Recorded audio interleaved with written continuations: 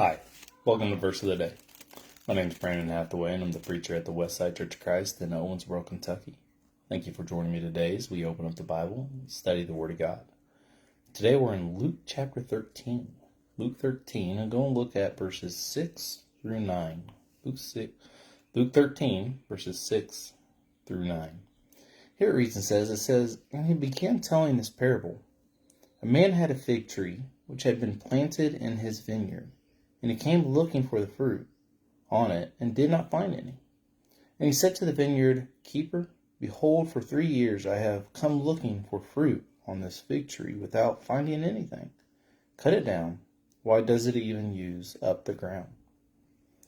And he answered and said to him, Let it alone, sir, for this year too, until I dig around it and put in fertilizer.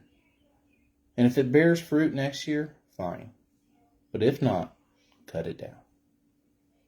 And so we have a couple points here to bring out as we look at these verses. As we look at it, it brings out one, that if we don't bear any fruit, we're going to be cut down. If we're not doing the work of God and shining His light and producing fruits of righteousness, then we do not have a part in His kingdom. What use are we to take up room in His kingdom if we're not doing His work and bearing fruit?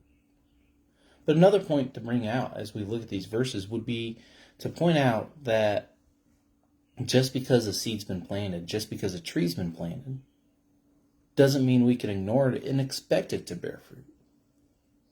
Once someone obeys the gospel, we have to make sure that we continue to assist it to grow, to help it produce the fruit.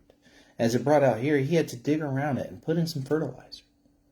And so as we become Christians or someone obeys the gospel, we have to continue to pray with them, pray for them, continue to study with them, encourage them.